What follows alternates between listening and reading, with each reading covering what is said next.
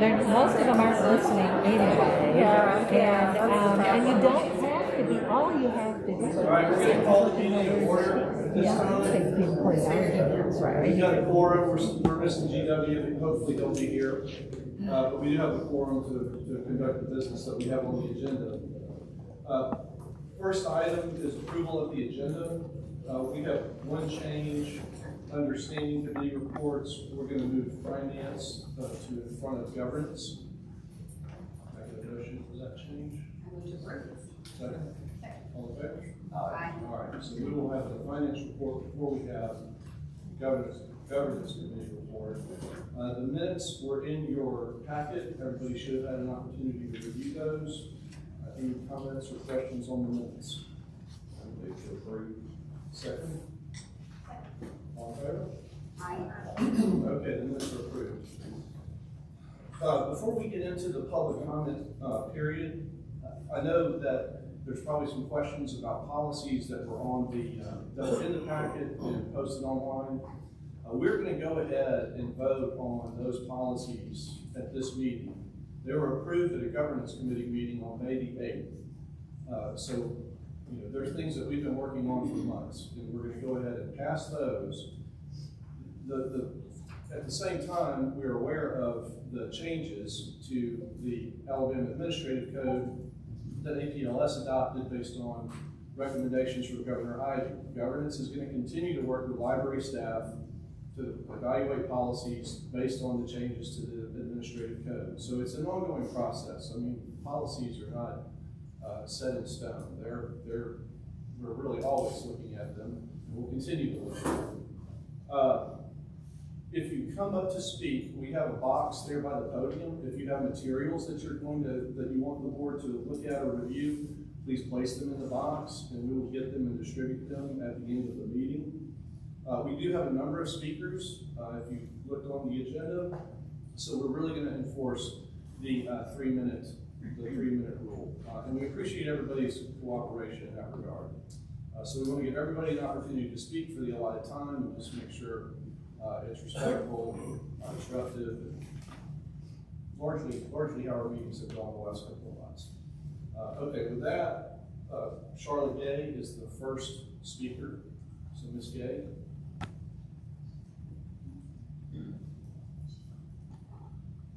She is on her way. All right, well, we're going to move on. Tanya Stolting.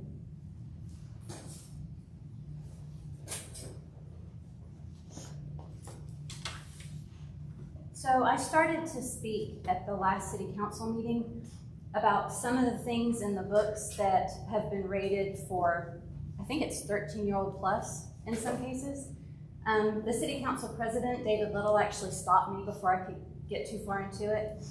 And he said, I know that we all want to keep kids away from this type of material. So I heard the first word you said. We've got people watching online, people watching on TV. So if you do have to talk about the things that are in the books that are probably R-rated or more, then I would ask that you submit your statements in writing instead of reading it out loud. I guess my question is, if these books contain things that I can't even talk about in a room full of adults, how is it okay that my child can go into the library and check it out without my consent or my knowledge? That kind of bothers me. They've been putting maturity ratings on media since I can remember, since way before I was born probably. You've got mature audiences only, you've got rated R, rated X, and they do that on books too. They've been doing it forever. And for people who oppose putting these restrictions on here to all of a sudden turn around and start calling it book banning, I don't think it's very honest with the language. I do understand that some parents think their children are mature enough to read some of this kind of things, and that's fine. People have the right to parent their children any way that they see fit. But if that statement is true for those parents, then how is it not true for me? And I know my son the best, and I know that my 16-year-old is not at all ready. He's not at all mature enough to read some of the things that I opened these books and saw. Honestly, I don't think I'm mature enough for some of this stuff. And I don't know how much we can get into it. Maybe you guys, I've never spoken here before, have the same restrictions as the city council. Is that true? No. So speak freely? Make your comments. Okay. There was a big section on anal massage for maximum pleasure. What book you're referring to? This was, let's talk about it, I believe.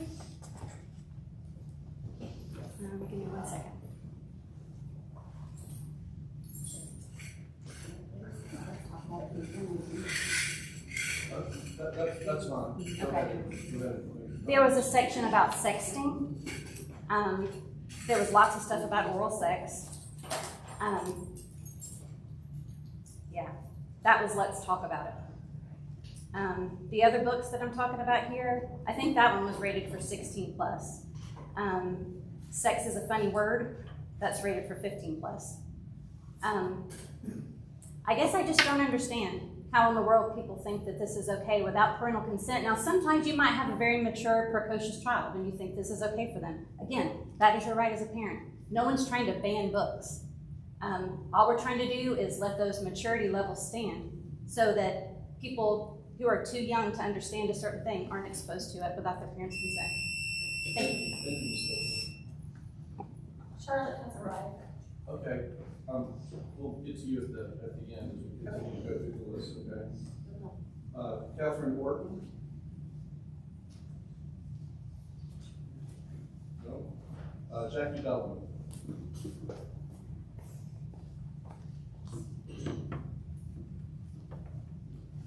Hi, I, like many others here, are at this board meeting as a reminder that Moms for Liberty are not the only voice. I am also a mom. I am concerned about not only my family, but my neighbors in the city I live in, Huntsville, Alabama. I am concerned about not being able to access information and life experiences that may be different than my own in our own public library. I want everyone in my community to love our library because it is inclusive.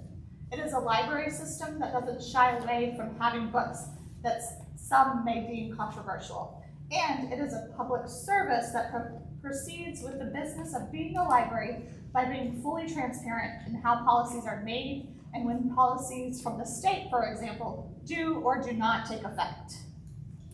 With all this in mind, I come voicing in support of these local policy changes discussed last meeting and I guess approved at this meeting. Especially the changes to the reconsideration, the statement of concern procedure, which had for the last year or so had no paper trail, but will now be transparent and include the voices of many professionals in the full process. So I was gonna say, please vote to approve these, but it looks like a thank you is in order. So, thank you. Let me remind the public here today, librarians are professionals. No matter their appearance, what they believe, or who they are specifically trained, educated, and dedicated to serving the public. They are not out to get anyone. They shelve books, coordinate and execute wonderful programs, help people make things, and encourage us all to read more. When you make concerted efforts to defame or harass librarians, you are plainly the one trying to get someone. As again, a citizen of this city and a patron of this library system, I join many who recognize how hard our librarians, staff, and this very board works every single day. Hear me say that you are appreciated and supported. Thank you. Thank you. And to be clear, the policies have not been approved by the board. They have been approved by the committee. So they're going to be on the board agenda today for a vote. Just to clarify the confusion. Mr. Jones.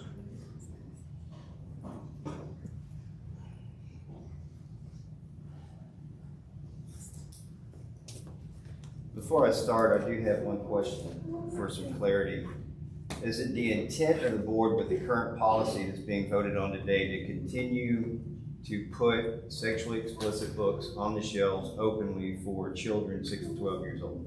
As you know, Mr. Jones, we don't respond in the public comment period. If you want to make comments, you can proceed.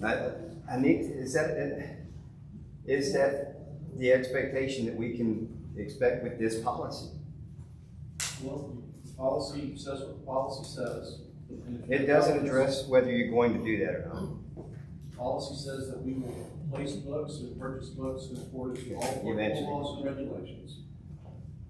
Last week, the Alabama Public Library Service updated the policy, and I hope that you start me in 3 minutes now, because No, that's your time. You ask questions. So. The policy says this: safeguard minors from sexually explicit or other inappropriate material for children or youth. You're not doing that with this policy.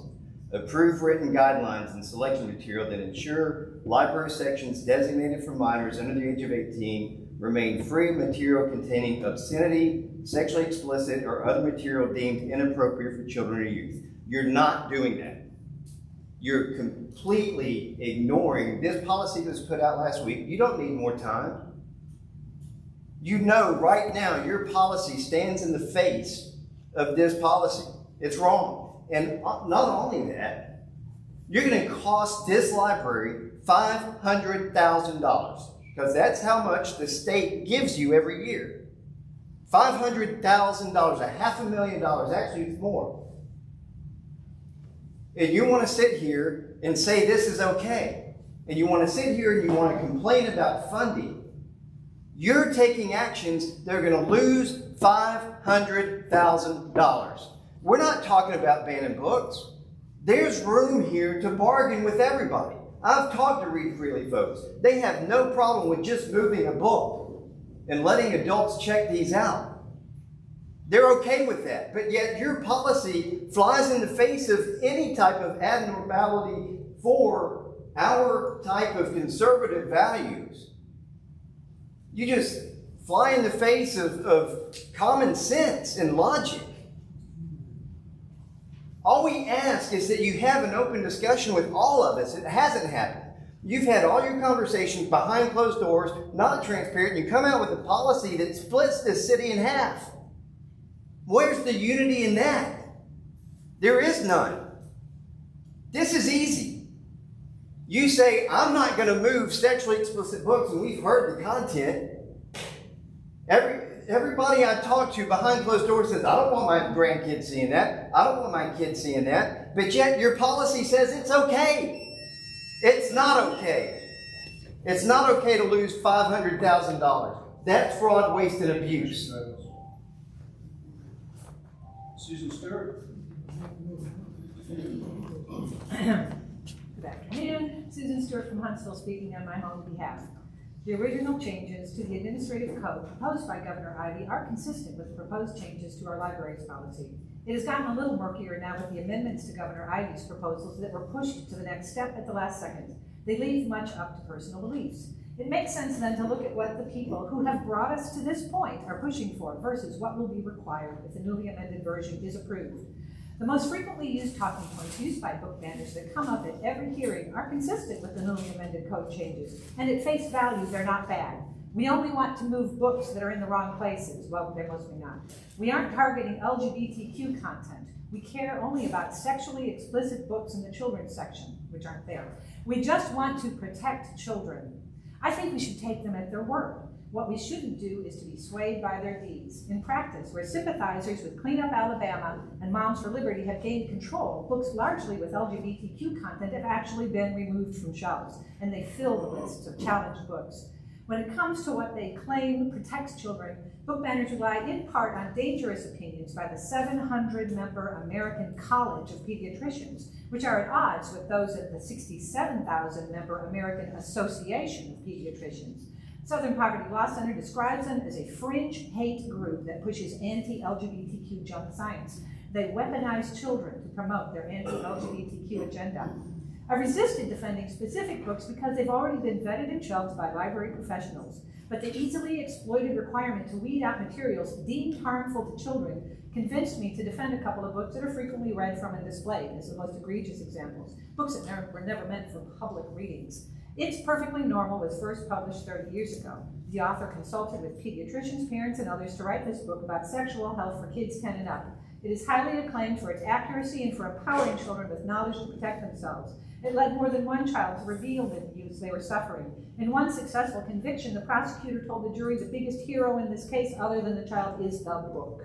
The photocopies you have seen before are from Let's Talk About It. This book was edited by doctors and has garnered praise from mental health professionals and educators as an antidote to the harmful content seen by young people on the internet. It has drawings and texts that talk about sex and relationships in a diverse, positive, and less clinical way than the average sex ed book. I've been criticized for saying the pictures and texts are being taken out of context, so I'll provide a little context for the most frequently talked about drawing on the photocopy. It shows two men. There's a movie spotlight in that drawing because it is in a section about pornography. The words next to it in the book say, pornography is a performance. It is not a blueprint on how to have sex in real life. Watching porn uncritically can leave you with unrealistic expectations. Allowing some parents to prevent all children and young adults from accessing these age-appropriate books about body development and sex doesn't in fact protect them. It's the very definition of harmful to children. Thank you. Marissa Allison?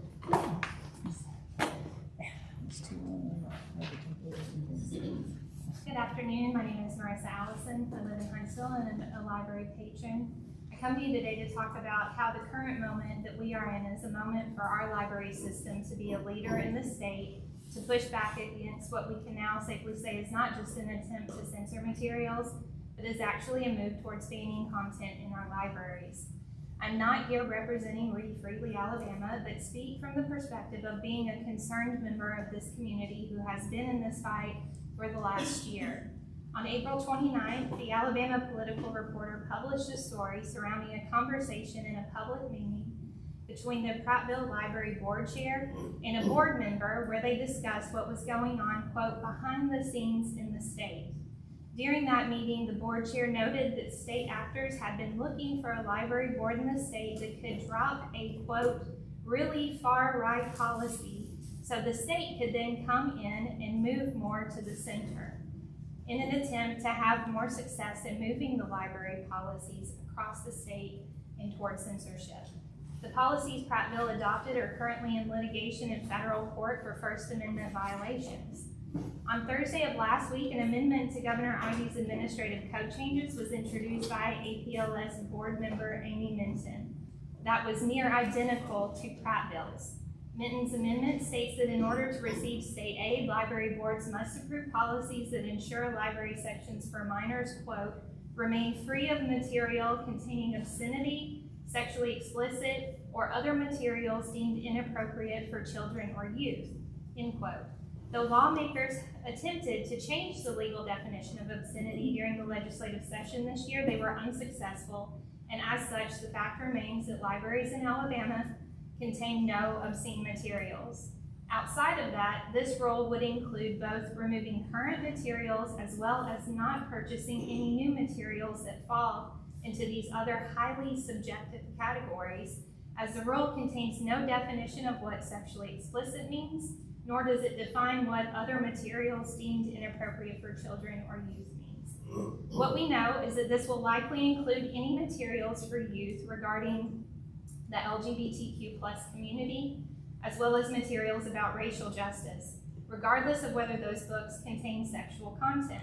At the least, these changes will have a chilling effect and costly effect on our libraries, but we are here to say that we will continue to hold the line against these attempts, and we ask that you do as well.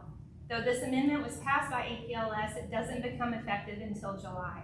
This means the rule will be open for comments that will be shared with the Joint Legislative Committee, who have the ability to disapprove it and send it back to the APLS. We encourage the board and library leadership to take all the steps you can. Thank you, Dr. Thank Allison. you. Ms. Person?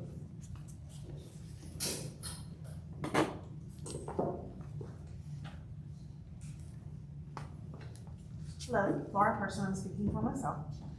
And I find it interesting, if we go back to October, when the governor put out the letter, y'all have all seen it, you're aware of what's in it, asking that the libraries make changes, asking that the libraries assist parents, not only demand that parents have the only responsibility, but to work with the parents to make sure that children don't come across obscene material in the library.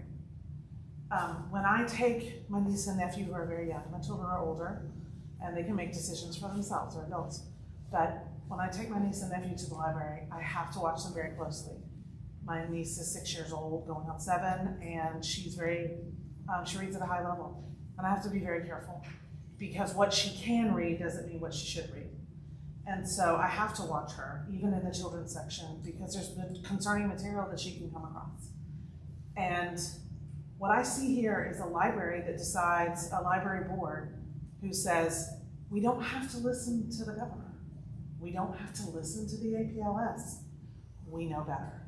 And I know that you're saying, well, there's gonna be time to go back and forth. These don't go into effect until July. Then why are you voting on this today? Why not table it and come up with a final solution by July with something that will not cost the library its funding. $500,000 may not seem like much to you considering the funding level from the city, and the others are what, $7.5 million? So we lose $500,000, big deal, right? I don't think so. Because you're gonna want someone to make up that $500,000. You're not going to just say, well, too bad. You're gonna come back to the city with your hand out, asking for that money to be made up by the city, which is all of us, right? We're taxpayers in the city, that's our money.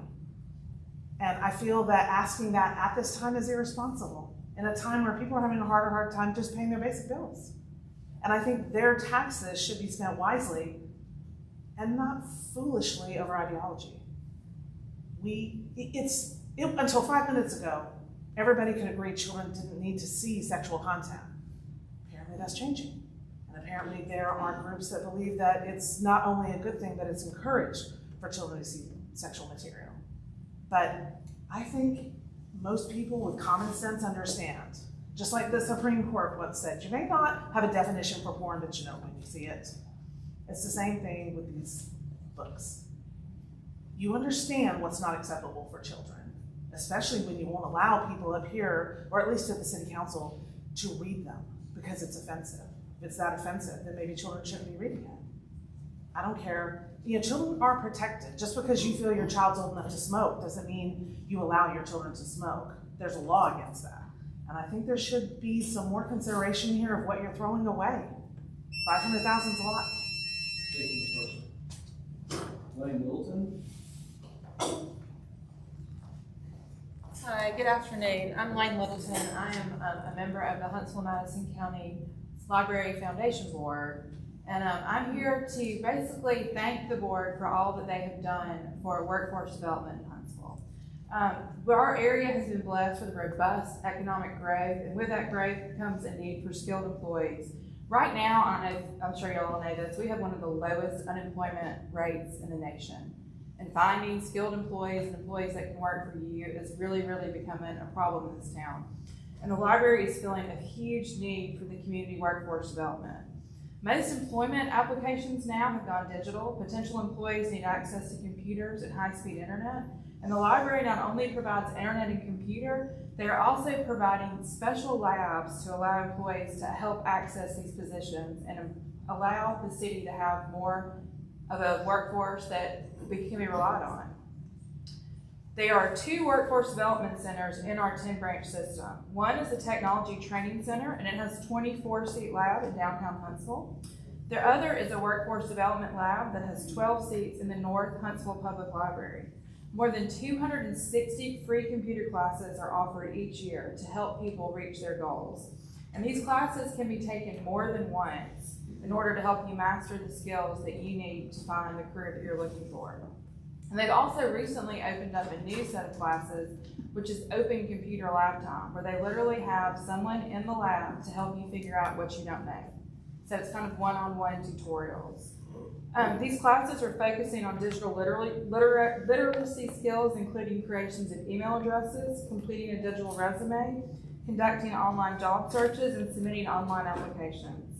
They're also helping job seekers with artificial intelligence, LinkedIn, and Excel.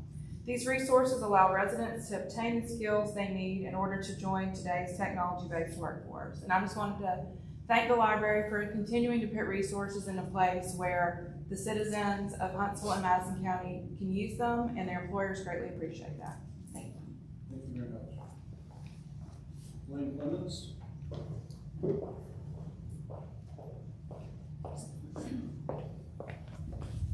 I'll keep this super brief.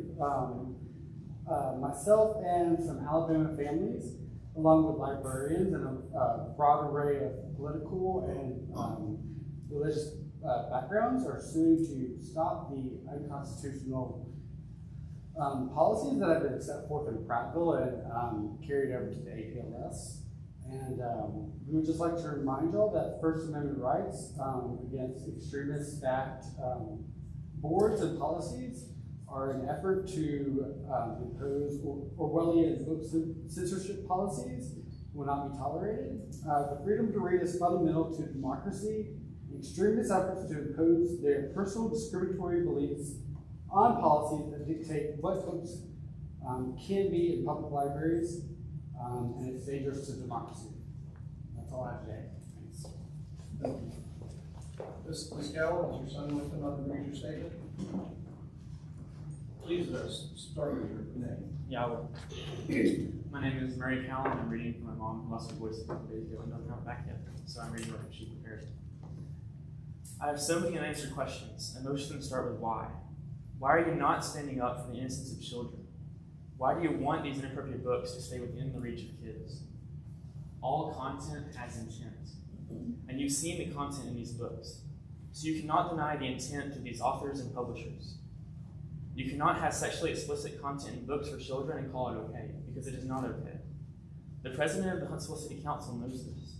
David Little called it, quote, R-rated or more. Gays Against Groomers know this. Their slogan is, leave the kids alone. Even Bill Maher knows this. He said the following on April 19th, 2024, and I quote, but at a certain point, inclusion becomes promotion. And contrary to current progressive dogma, children aren't miniature adults wise beyond their years. They're morons. They're gullible morons who will believe anything and just want to please grown-ups. And they don't have any frame of reference, so they normalize whatever is happening. That's why endlessly talking about gender to 6-year-olds isn't just inappropriate. It's what the law would call entrapment, which means enticing people into something they wouldn't ordinarily do. End quote. Why are you wanting to entrap children into something they would not ordinarily be interested in? Like the idea that they might be both genders, or neither. Or the rape of a 17-year-old boy by a 40-year-old man. Why the book Tricks has not been moved up to the adult section by now is beyond me.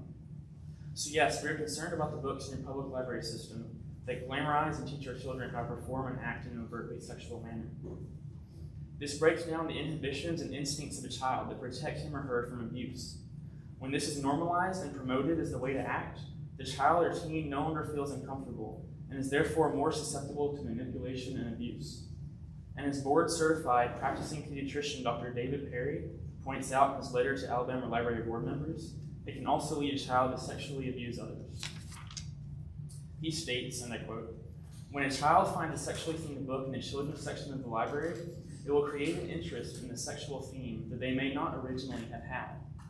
Also, having this material in a book that is obviously for a child tells the child that they should be interested in this material and that sex is normal for children. This creates the psychic conflict that results in their anxiety, depression, and even sexual obsession. This sexual obsession can increase the likelihood that a child might sexually abuse another person. End quote. He's the expert, not me, not you. So why are you ignoring his wisdom and expertise? Why are you dying on the hill of keeping these books on the shelves for minors? Adopt the code changes from APLS and let kids be kids. And give teenagers something to think about other than themselves. Expand their minds through wholesome literature to the wonders of the universe, rather than all the things they can do with what is in their hands. Thank you. Thank you, Mr. Bell. Ms. Ola?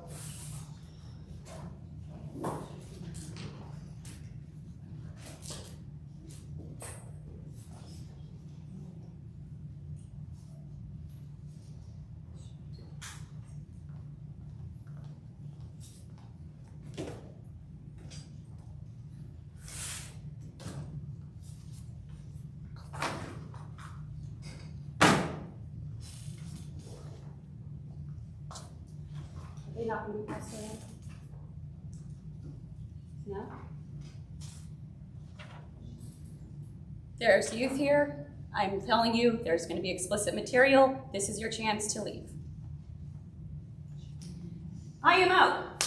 The children of Alabama, specifically here in Huntsville and Madison, are trusting you to protect them from being targeted, groomed, and sexualized by your books. Children cannot consent to these materials. You aren't even giving parents the opportunity to consent to these materials. They don't even know about it. They are completely unaware. If you poll all the parents in this area and ask them if they knew about any of these books and what's actually inside of them, with the experience that I have on this issue, I would say over 98% of these parents haven't a clue. How is that fair? Is it fun to be deceitful to your patrons or something? Libraries have always been a safe place parents could take their kids until maybe just a few years ago. It's never been an issue until now. Parents deserve to have that knowledge so that they can make the decision for what's best for their family and their children. So if you are going to defy Governor Ivey's policies that the APLS voted on and passed, then you are responsible then for telling parents what's really in the children's section of the library. Here, I helped you. Aren't I sweet? Here we go. Fantastic, right? Before you say, oh, we don't have the means to inform the parents of what's going on, guess what? We got you covered. All these signs here, these are to be placed outside of the entrance of all children's, teens, and young adult sections. Know another easy way? You can just send a blast email. And you know what? I'm on that email list, so I look forward to that email. We can also provide people in these youth sections to answer questions, because we know that if parents see a warning like this, they're going to have questions and wonder why you have sexually explicit materials in the children's section. Don't worry, we'll be there. We'll be there to answer people's questions. Or how about we just keep our government and follow policy? You wouldn't want to upset the public and have to explain to yourselves why state funding is being pulled, right? You know, $500,000 at least.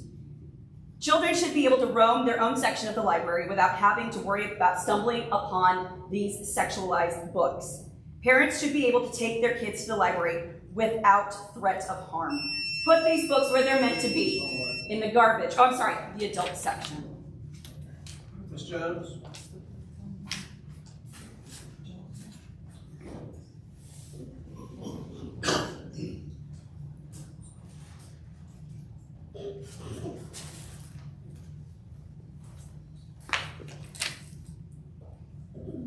Dietrich Bonhoeffer, who was a German Lutheran pastor and key founding member of the Confessing Church. He was very outspoken against the Nazis during the 1930s and found himself to be one of few voices speaking out during those very dark days. He once said, "If we're going to see effective change for the better, we need to start taking action and get political." He said those who call themselves Christians have an obligation to God to get political if necessary and take a bold and likely dangerous stance against their own government. To the members of the board, God blessed you with this opportunity to serve on this board. He chose to lead you down this path and put you into a position of authority of those in our community. It is by His hand that you sit there today, and yet your actions, or lack thereof, are absolutely astounding. Instead of using the position that God provided to prevent guilt and poisoning the hearts and minds of children, you sit back quietly and cowardly and allow the evil belief that children are born in the wrong body to run rampant on the shelves of these libraries. You allow the voice of a wicked ideology to usurp the rights and beliefs of parents that walk the doors of these publicly funded institutions. You are complicit in erasing women from our society by pushing books that teach children about birthing persons or chest feeding, instead of the precious and sacred role of true motherhood. Countries across the globe are waking up to the insanity of these ideologies. Peru just declared transgenderism a mental illness. The Vatican declared these theories extremely dangerous. Sweden, known for its LGBTQ rights, has restricted access to gender-affirming care to minors. And these are just a few countries reversing their position on this agenda. Yet this library system continues to push this dangerous rhetoric to children as young as 7. The time to stand on the sidelines has passed. If you are not actively living out your faith by fighting against this wickedness and pretending to stay neutral, God will reckon that inaction as a participation in this wicked cause. Bonhoeffer once said, "Silence in the face of evil is itself evil. God will not hold us guiltless.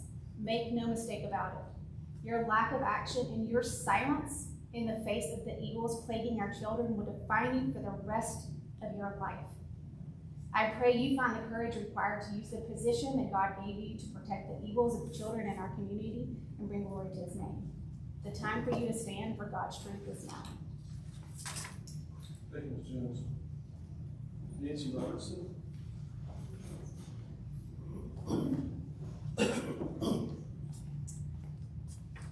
Hello, I'm Nancy Robertson.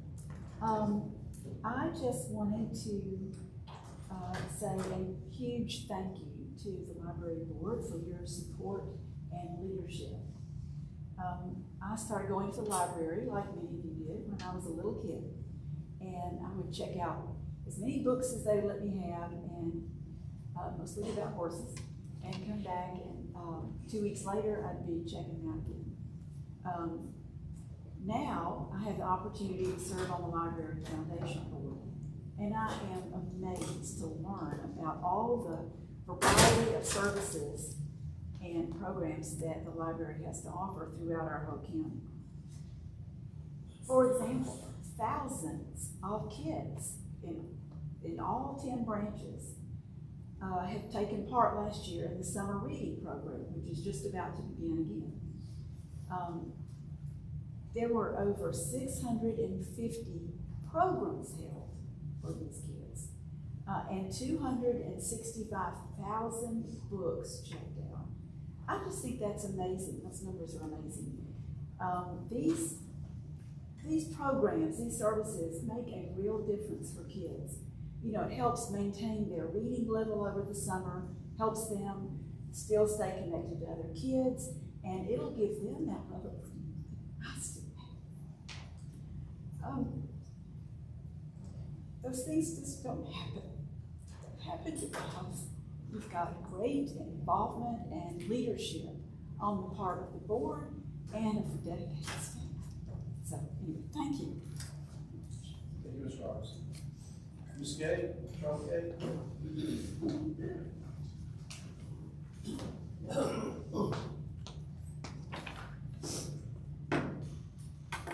My name is Charlotte Gay, and I have been a patron of the Huntsville-Madison County Library since 2020.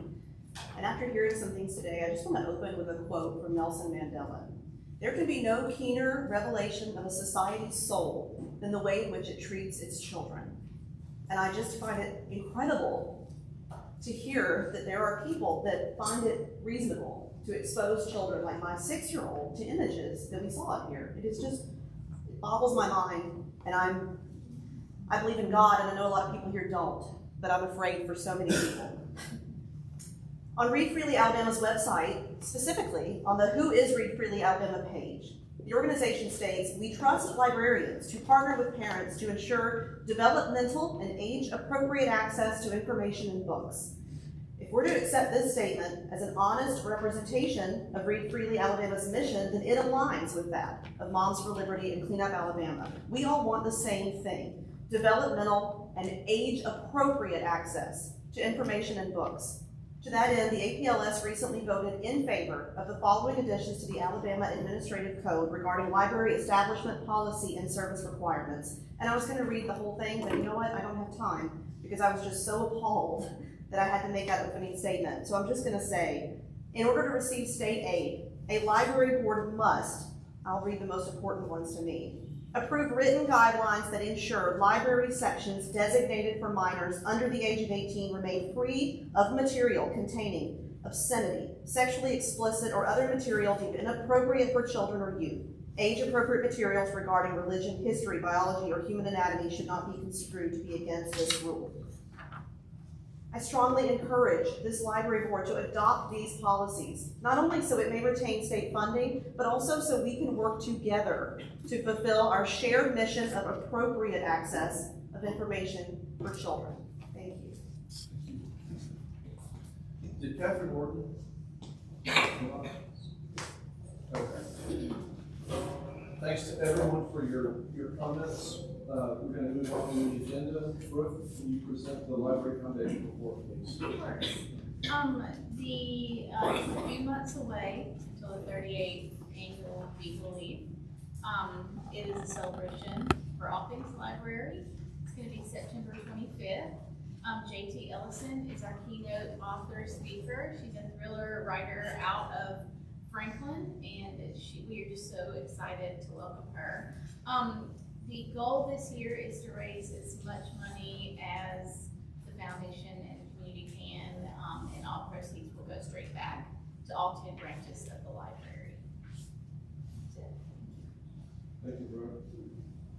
Moving to the committee reports, we'll go ahead and do finance. All right, so first the financial reports, you can see it's behind, there's an RJM section, but you can see the financials over there. The main thing, or just, everything looks good, downloadable, due to heavy use, it's a popular section of our library. After that is the RJM contract, and that's what you can find starting on page 31. And so recommended from the board that we, or from the committee, that we approve the extended contract, and there's information on the price. So the committee recommends approval of the RJM contract. We don't need a motion or a second. Can I have a vote? All in favor? Aye. Any opposed? Okay, so that is approved. Thank you, Brad. Governance, Melissa? Sure, and Kevin, as you mentioned, we are aware of the state administrative code changes that came down late last week, and we'll take those into consideration as we continue to look at our policies. We have before you today 4 policies that are coming out of governance. The first is the display and exhibit policy, which is found on pages 7 through 10 of your board packet. There are a few changes specifically with some alignment with our statement of concern policy, and just kind of talks about how the displays and exhibits are handled. Do you want to do all the policies at one time? Yeah, let's do them all. Okay, that's fine. So that's the first policy. The statement of concern policy, which begins on page 11. That is the clean version of the policy. The red line version is on pages 13 and 14. And so it just refines some of the language. One of the main things that we were looking at governance is we're proud of the work that the library does. We want to present this in a very positive way instead of kind of coming across even in a negative tone. And so that's part of the language changes that you see in the statement of concern policy. But in addition, we're trying to make the process very clear on how someone might challenge a decision either way. And so give the library patrons who are residents in Madison County and they hold a valid borrower's card the ability to challenge the decisions by the ultimate decision by the board or otherwise. That leads me to the statement of concern policy, the collection development policy, which the clean version is found on pages 15 through 18, red line version, on pages 19 through 23. And so what we're looking at here is really, think of it in 3 ways. It talks about the purchase of materials and the addition of those to the collection, the placement of materials, and then the process for challenging. So really kind of thinking about all 3 things and where that fits within the policy, and talking about who's responsible. It's the professional staff of the library who are taking the lead on that, but should someone have a challenge through the statement of concern, ultimately that final decision rests with this board. But it sets out the process pretty clearly on how that happens. And our hope was also to give some additional clarity on selection guidelines and then how those decisions get made. Then the final policy, which is a little different than the others, is the notary public policy, just putting into policy form what those notary services look like, what's required for someone to access our notary services here at the library, and just to kind of be clear on that. So these are all coming from governance. Any questions? Any questions from Melissa on any of the policies? I have a question on the statement of concern, because I appreciate the work that you all have done to try to make it easier for people to communicate with us if they have concerns. Does this mean about having library card, do they log in to get to the form, or how do you? It would be, that's a question on the statement of concern. Are you a resident? Is my understanding, right? That's one of the kind of a. Once you click on that link, it takes you to the form and you just fill it out.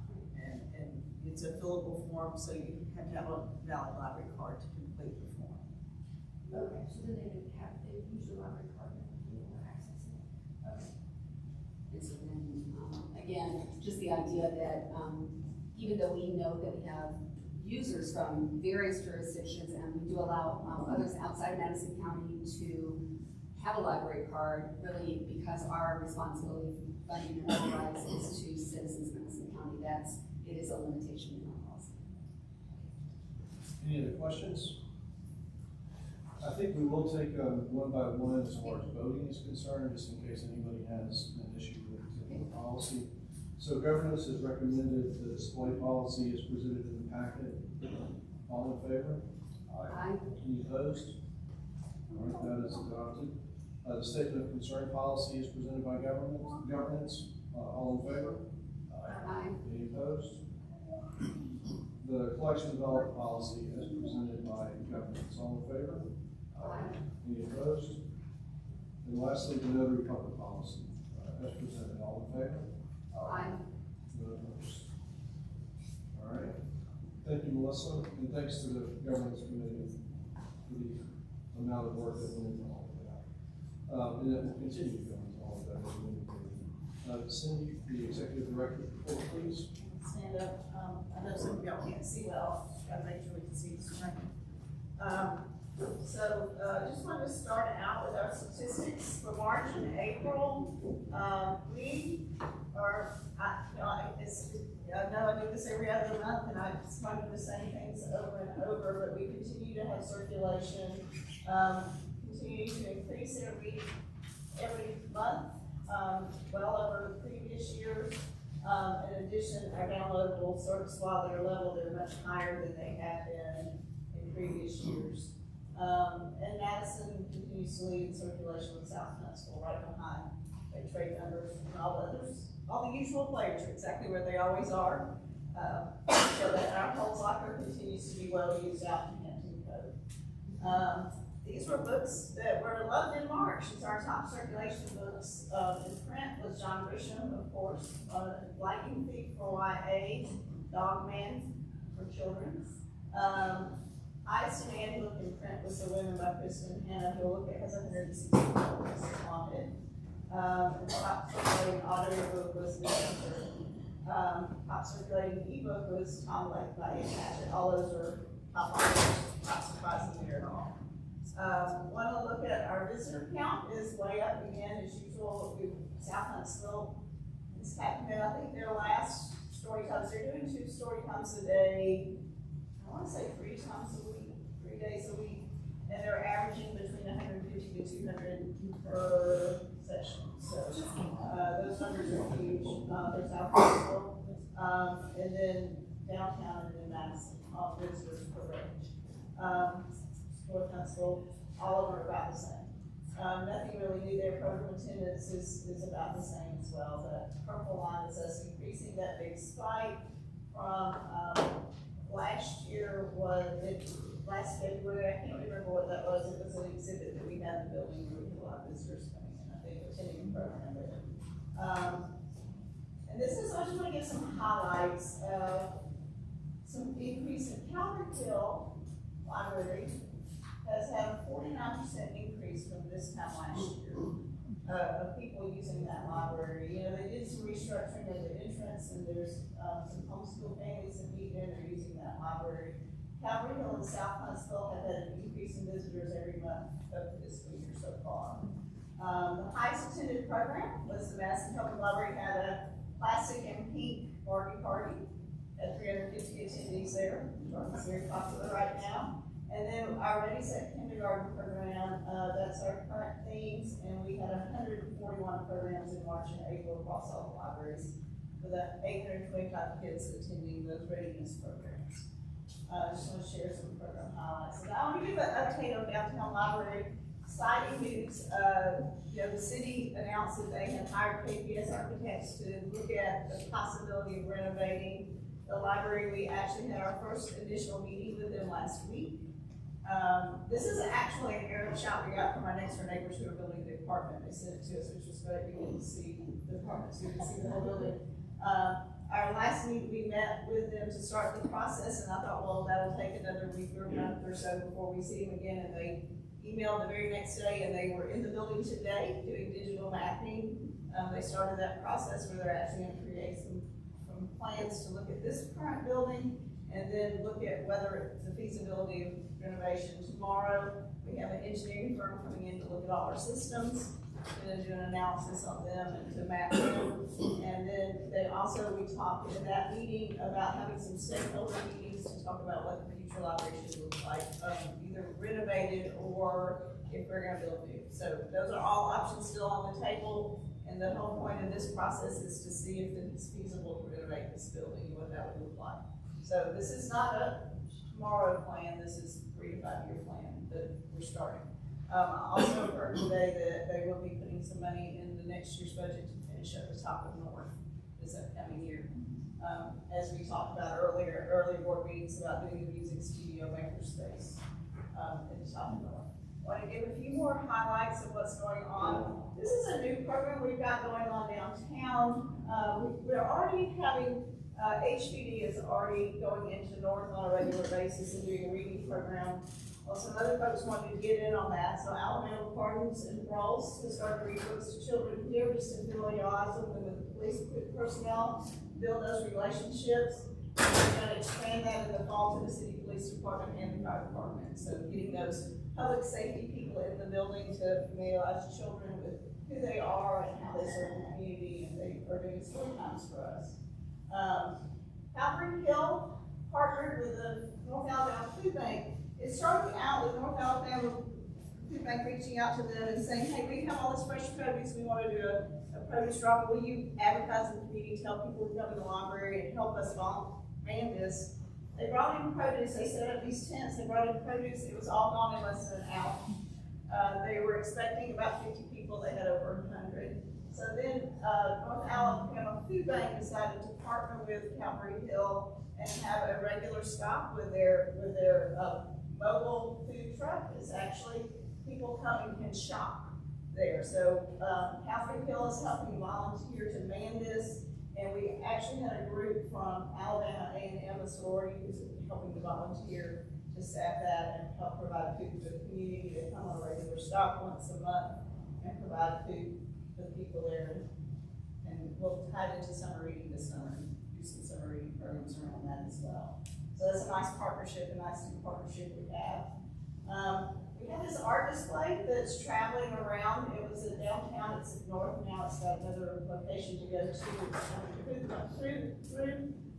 was from Saturday, April 27th through May 3rd. It was here, and they're displaying artwork created for participants, and there's a male mentorship program for Huntsville Parks and Recs. And it's in partnership with the Boys and Girls Club. There was a big news story about it. Anyway, this art's been traveling around the library on display. There's a lot of the male mentorship program actually uses some pretty major players, football players and basketball players and pros that are working with Parks and Rec to provide some of those mentorship relationships. So the library's part of that. This one was a lot of fun. We're doing a couple of different programs with the Alabama Cooperative Extension Service. This one was, they took their mobile van to Gurley. They had about 50 participants that walked through the mobile unit. They did some classes in the library on nutrition and food safety, and the kids used this blender bike. It was a bike that they rode, and it had a blender attached, and they made their own smoothies by riding the bike. So they got exercise while they made food, and they got to drink their healthy snack after they worked to make it. So I thought that was really clever. It was very well received, and we have some other programs we're working on. They also got a grant to do some financial literacy for families and children that will be starting up in Calvary Hill in the fall through that extension service. And this is a great one that's upcoming. It's coming this fall. We're working with the Alabama Fashion Alliance, and they're collaborating with all our makerspaces across the system. And they're going to be hosting various programs this summer to upcycle old clothes into new fashion. I don't understand the lingo, but if you're into fashion, you might be into slow fashion, I'm not sure. But it culminates in a runway style upcycling competition during fall break. So this is kind of something they're going to do ongoing with teenagers, and they'll have prizes and winning entries. So all our makerspaces are collaborating across the county to provide that opportunity for teens to learn fashion design and create things out of old things and have fashion shows. So kind of a neat concept. And one last pull for summer reading, it kicks off next week. We have expectations of very high numbers. We've got there's a link for summer reading, just HMCPL.org summer. And we have a new thing, it's a little map so every stop, you complete that thing, you get a little check mark on your map. And when your map is completed, you turn it in at the end of the summer. And some of that's reading, and some of that's visiting libraries. And that's where we are. Was there a strategic plan update? That was all the strategic plan. Okay. Sorry, I just put one title on there and do that, I just kept going, sorry. It was after the downtown. Any questions for Cindy? All right, thanks for that report. I think we have one item of new business. Cindy, the RFP for cleaning services at downtown. Right, the downtown contract is about to expire on cleaning services. We'd like to take that out for RFP for the RF bid will go out after this meeting. Once it's approved, take it out for RFP, and then we'll have that contract available to vote on at the next meeting in July. Do you have a motion? Second. All in favor? All right, get the RFP out. Any other business from the board? Okay, our next meeting is Tuesday, July 16th at 4 p.m. It will be here at the downtown branch. And we will stand adjourned.